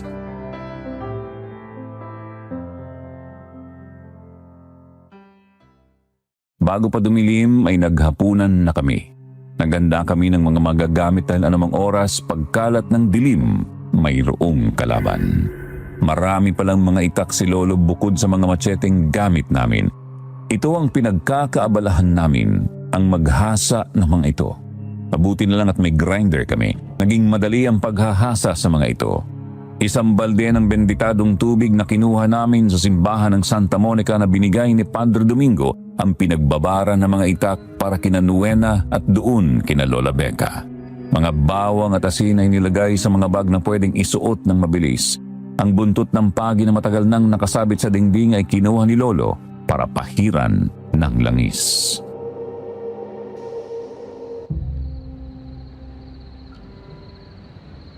Hindi talaga nakikita ang totoong kulay ng isang tao sa kanyang panlabas na anyo ano. Totoo yan. Mahirap husgahan ang isang tao sa kanyang itsura. Tignan mo nga si Loretta. Maamo ang mukha pero may nakatagong kademonyohan pala ang pagkatao niya. Naawa nga ako sa daddy ko eh. Matagal na siya nagtitiis sa ganong sitwasyon. Matagal na siya nabubuhay ng tinatakot. Pero sa harap ng mga mata ng iba, mabait si Loretta. Kailan mo pa nalaman na ama mo si Mr. Cantos? Wala pa sa pagkabata ko. Hindi naman niya ako pinabayaan. Suportado naman kami ni Mama. Kaya hindi naman nag-asawa si Mama ng iba. Mabuti ka pa. May mama at papa ka. Ako, hindi ko nakita si na mama at papa eh. Ang kinamulatan kong papa, si Lolo. At ang mama naman, si Lola Becca. Ang kalaro ko lang si Kuya. Pero hindi ko naman masyadong nararamdaman ng lungkot kasi supportive naman sila sa akin. Kahit yung mga anak ni Lola ang tawag sa akin, bunso. Minsan lang nakakaingit kapag nakakita ka ng magsisimbang may nanay at tatay na kasama. Ako, 2 taon pa lang nang nawala sila. Kaya walang nag-rehistrong itsura nila sa isip ko. May bisita tayo mga apo. Kumanda kayo. Sila na yata umiikot sa labas ng bahay. Anong ginagawa mo, Bien? Isilipin ko lang kung sino mga yon. Ha? Mga aswang na nasa labas? Marami pa sila. 6 sila. Mga gutomang mga yan at tumutulo ang mga laway. Labasin na po kaya natin sila, Lo. Huwag mong ipain ang sarili mo sa kamatayan na po. Hindi natin alam kung sila lang ba talagang nandyan. Baka nagtatago sa di kalayuan ng mas marami sa kanila. Huwag nating ipagmalaki ang kakayahan natin.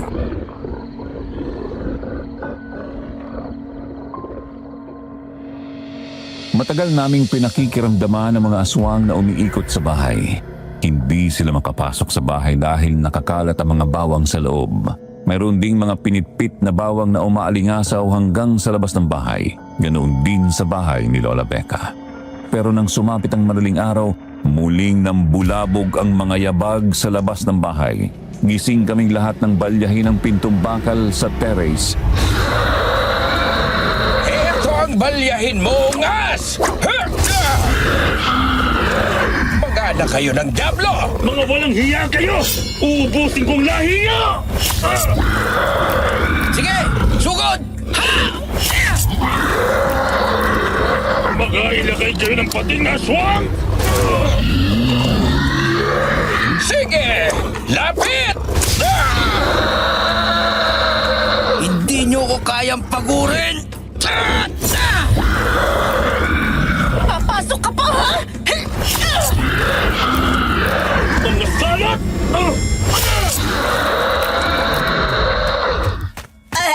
Asan? Nasaan ang mga aswang na yan? Lumabas kayo, mga duwag! Labas! Lola, ubus na po. Ayan po sila, putol-putol na yung katawan. Mamaya po, uusok na mga yan. Kabayong nireregla! Abay tigok na yatang lahat, ah! Nakakatakot ang itsura nila, Mami. Mabuti nga nandito tayo. Kung nandun tayo sa atin ay sinalakay nila tayo. Baka napahamak na tayo. Ayos lang ba kayong lahat? Wala bang nasaktan? Ayos lang po. Okay lang po ba kayo, Ma'am Monica? Rina, ikaw Nuena. Okay naman. Hindi naman kami nalapitan ng mga halimaw na yan. Kiling niyo pala sa martial arts, ha? Pati si Lolo Martin ang husay makipaglaban.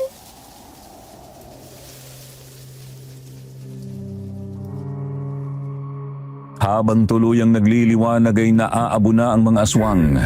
Nakaupo kaming lahat sa upuang kahoy sa ilalim ng aratilis. Ang pagod ay nararamdaman pagkatapos ng pakikipaglaban habang nagpapahinga. Katabi ko si Rina sa upuan at nakakapit sa braso kong pawisan. Pumilis ang ulo niya sa balikat ko. Pakiramdam ko'y may bunso na akong kapatid na naglalambing. Nakangiting nakatingin sa amin si Lolo Martin. Tumayo si Ma'am Monica at kinalabit si Nuena. Pumasok sila sa bahay ni Lola. Lumipat naman si Kuya Joaquin sa tabi ni Rina at kumapit din siya sa braso ni Kuya. Noon ko napansin ang pagtulo ng mga luha ni Lolo Martin. Tumayo si Lolo at pumasok sa bahay. Sinundan siya ni Kapitan Roa.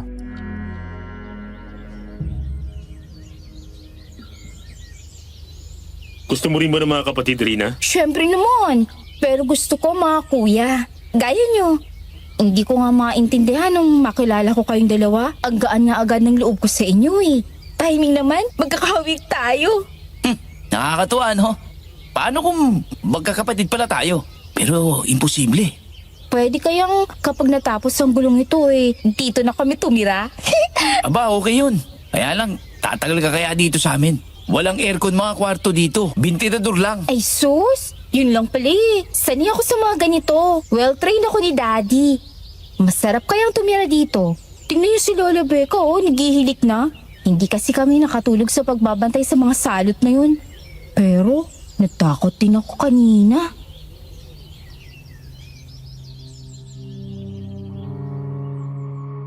Napasandal kaming tatlo at nakatulog din. Pero ang pagkakakapit ni Rina sa braso namin ni Kuya ay hindi niya inalis. Ginising kami ni Ma'am Monica dahil nakahain na pala ang almusal sa harap namin. Pagkatapos ng almusal, nagsipagtulugan ulit kami dahil Sabado ngayon at walang pasok sina Nuena at Rina. Kami naman ni Kuya at Kapitan Roa on mission kaya hindi kailangan na pumasok para mag-report sa presinto. Dahil malilim ang pwestong ito, napahaba ang tulog hanggang ginising kami ng busina ng pumasok na sasakyan.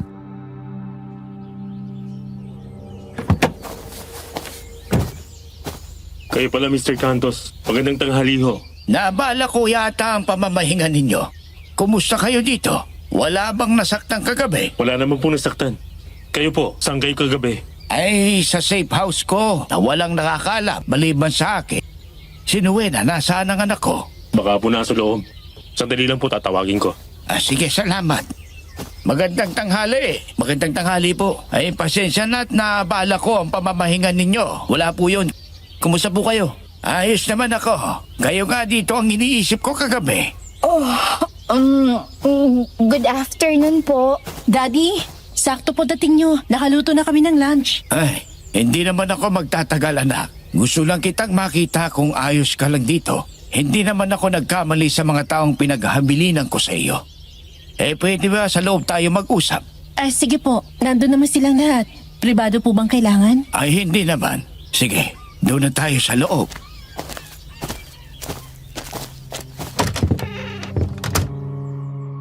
Parang seryoso ang sasabihin ni Mauro Cantos kay Nuena pero hindi naman daw pribado kaya pwedeng makinig ng usapan nila.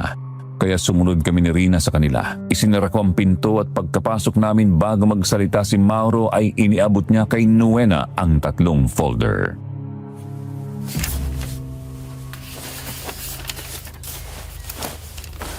Ano po ito, Dad? Mga titulo yan ng lupa. Land ownership transfer. Kasama na dyan ang lahat ng mga taxes na binayaran ko na. Nakalagay lahat sa pangalan mo.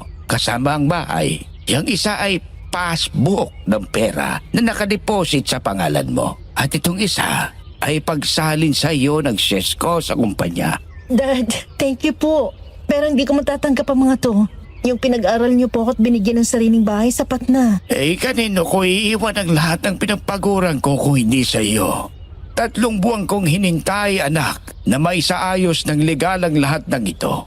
Hindi ko hahayaang makinabang ang ganid na loretang iyon sa mga pag-aari ko.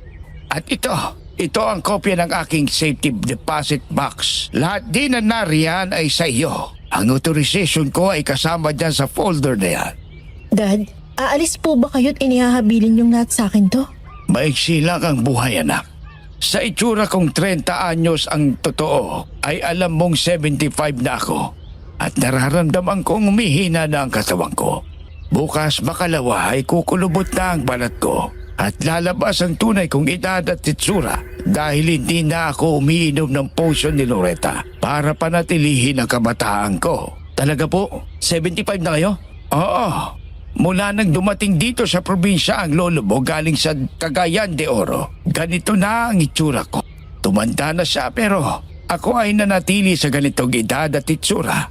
Nakakapagod din. Anong plano mo ngayon, Mauro? Sino ang nasa malaking bahay ngayon? Hindi ko sigurado kung bumalik doon si Loretta. Pero nandito lang siya sa lugar natin. Kagabing kausap ko si Nowena. Nasabi niyang mayroong nanggigilid dito. Malamang na nandito siya. Kasi si Loretta lang ang sinusunod ng mga aswang na yon. Mabuti naman at nalipol yun na ang umatake kaninang madaling araw. Kung pasukin kaya natin ang malaking bahay, Nagpupukit po ba doon sa malaking bahay ang mga aswang? Dati hindi. Sa ngayon ay hindi ko pa rin tiyak. Baka nga doon din sila kapag sinusumpong ng pangangailangang sexual. Ang manyakis na yon ay nagtatawag ng makakaniig. Pero sa dami ng napaslang na, sa palagay ko, iilan na lang ang mga natitira. Pasukin kaya natin para matapos na ang lahat ng kaguluhang ito. Sige, paganda natin ang gagawing pagpasok sa malaking bahay. Malaking maitutulong ni Becca sa gagawin natin.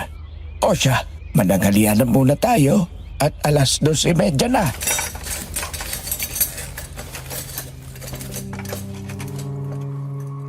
Maraming tao ang takot na tumandang gaya ni Loretta. Hinahangad, immortalidad, kasukdulang isanla ang kaluluwa sa impyerno. Hayok sa tawag ng laman, ang paghahangad ng mga bagay na panlupa lamang. Pero mayroon ding gaya ni Mauro na napapagod sa buhay na paulit-ulit lang. Pero gusto ko ang ginawa niyang siniguro ang kinabukasan ni Nowena anuman ang mangyari.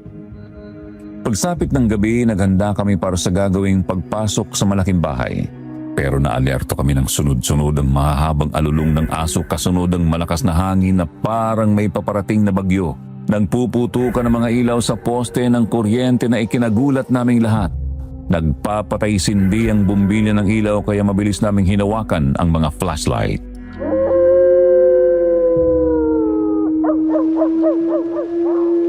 Sa palagay ko hindi na natin kailangang pasukin ang malaking bahay dahil sila na ang paparating ngayon. o Bolo, naaamoy ko na rin sila. Ano pag nangyayari at kay lakas ng hangin tila may bagyo? Nagpuputukan ang mga bumbilya sa poste ng kuryente kaya madilim sa labas. No? Bubuksan ko na po ba mga spotlight sa harap ng bahay? Mamaya pa po. May tamang oras para buksan ang mga ilaw na yan. Kayong mga babae dito sa kwarto, maghintay na matapos ang ingay tsaka kayo lumabas. Kaya ko pong lumaban. May armas naman po ako eh. Ako rin po, Lolo. Sanay din ako makipaglaban. Kaya ko din. Sigurado ka, honey. Oo. Baka sakaling makatulong ang pakikipaglaban para bumalik ang mga alaala ko.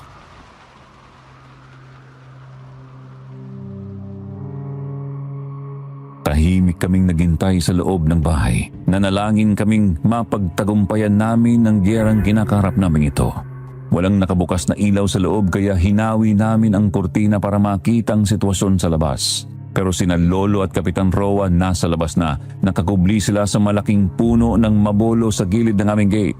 Bumukas ang gate at nagbigay ng hudyat si Lolo na buksan ng malalakas na ilaw.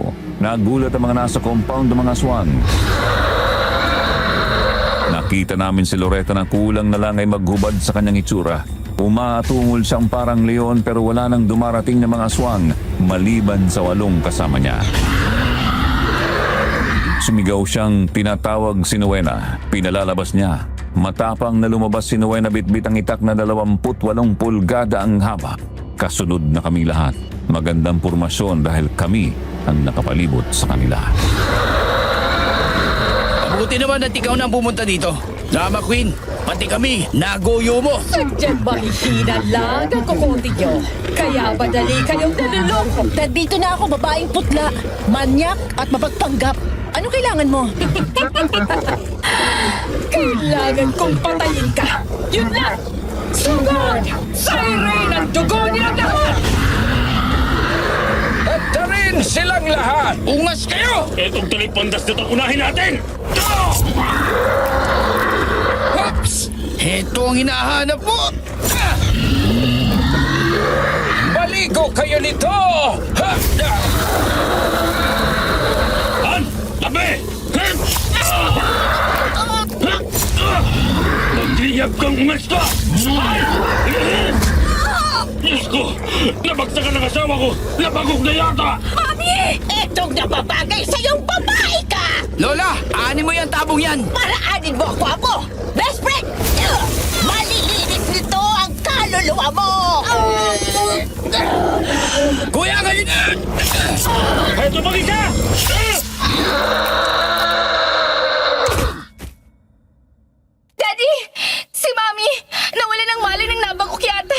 Ipasok ko na muna sa loob.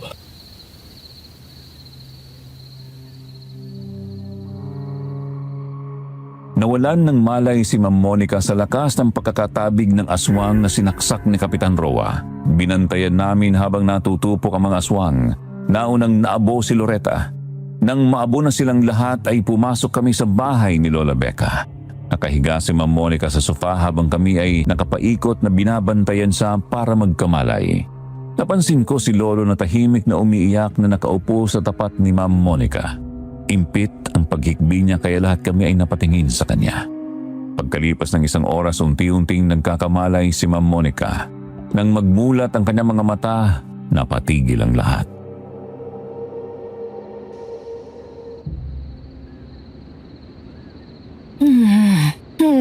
Itay, ikaw nga ba yan, Itay? Tatay ko! Carmela, ikaw nga. Oh, nako. Akala ko'y babawian ako ng buhay na hindi na kita makikita. Tatay, anak, Carmela? Anong nangyari sa iyo? Lumubog ang barkong sinasakyan ko paluwas ng Maynila. May malakas na bagyong nakasalubong ang barko sa laot. Sa lakas ng paghampas ng malalaking alon sa barko, ay tumaba ang ulo ko sa bakal na upuan na ikinuwala ng malay ko. Nang magkamalay ako'y nasa bahay na ako ni Nana Eta at ginagamot ang mga sugat ko sa ulo at mga braso. Nasa Batangas na pala ako nakarating. Sabi ni Nana Eta ay nakita daw ako ng mga mangingisda na nakakapit sa isang tuyong kahoy. Nasaan na si Aling Eta? Namatay siya sa sakit sa puso. Kaya napilitan akong lumuwas ng Maynila para magmakasakali. Nagtrabaho ako sa karinderya at nakilala ko ang isang pulis. Pinakasalan niya ako kahit hindi ko kilalang sarili ko. Ni pangalan ko nga itay, nalimutan ko din. Ako yun, honey. Ikaw na ba yun? Salamat. May anak tayo, Han. Si Rina. Anak ko. Ay, tay, si Victor po, nasan na siya? Si Joaquin, si Bien, ang mga anak ko, nasan na sila? Wala na si Victor. Namatay na siya. Eto na si Joaquin ngayon. At eto naman si Bien ngayon. Ay, Diyos ko. Salamat buhay ang mga anak ko. Patawarin niyo sana ang nanay, ha? Hindi ko sinasadya ang mga nangyari. Patawad. Wala po kayong kasalanan, Nay. Salamat at buhay kayo. Kaya ba lang gaan ng loob ko sa inyo?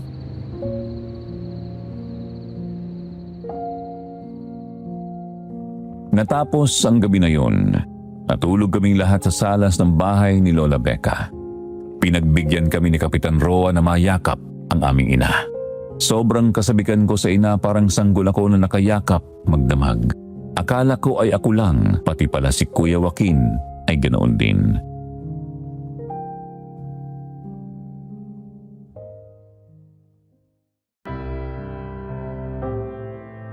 Gumising kami na may ngiti at may kakaibang saya sa puso.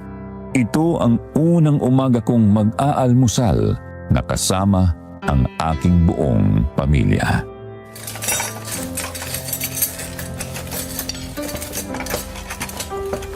Ayan, may mga totoong kuya na ako. Ang saya, hindi ba? Kaya pala, mahal ko na kayo. Kahit hindi ko pa alam na blood-related tayo. Noong una kong nakilala si Joaquin, magaan din ang loob ko sa kanya kasi kamukha ni Monica. Tapos nagpulis din si Pian, kamukha din ng mami mo. Noon nagtataka ako at magkakamukha kayo. Kaya pala. Nauna pa nga si Bien na makita si nanay kaysa sa akin. Pero wala siyang naikwento. Kilala ko to eh. Ayaw niyang nadidisappoint. Pero alam ko nagtataka din siya. Sir, ano pong itatawag namin sa inyo ngayon? Siyempre, Daddy. Tama po, Tatay Martin. Tama. Oh, bakit naman ngayon ka pa umiiyak dyan, Becca? Natutuwa lang ako na buhay ang pamangkin ko. At maraming nadagdag sa atin. Ayan pa si Nuena, bagong miyembro. Salamat po sa pagtanggap niyo sa akin.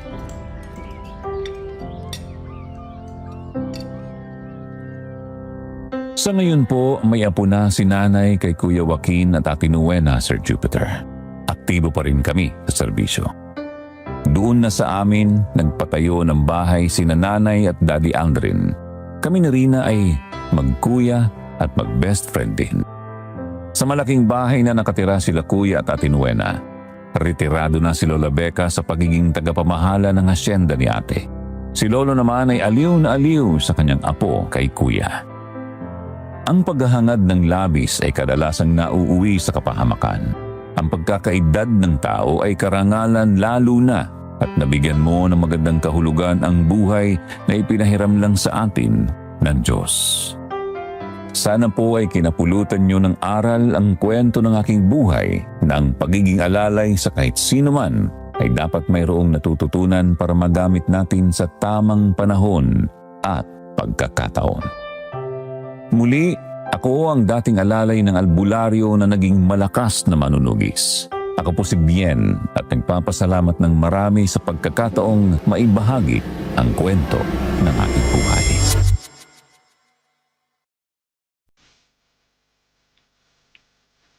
Maraming salamat sa iyo, Bien. Alam mo, inspiring ang kwento ng buhay mo. Ang pagiging mapagmahal at matapang mo lalo na sa kapatid ay kahanga-hanga. Salamat sa mga aral na ibinahagi ng iyong buhay dito sa amin. Kayo din mga dear listeners, baka mayroon din kayong kakaibang karanasan na kapupulutan ng aral. I-share nyo dito sa amin. Huwag kalimutan mag-subscribe sa iba pa naming channel. Kwentong Takip Silim, Aswang Diaries, Aswang Confessions, Aswang Radio, Miss Amy, at siyempre, ang Sityo Pangil. Hanggang sa muli, maraming salamat po.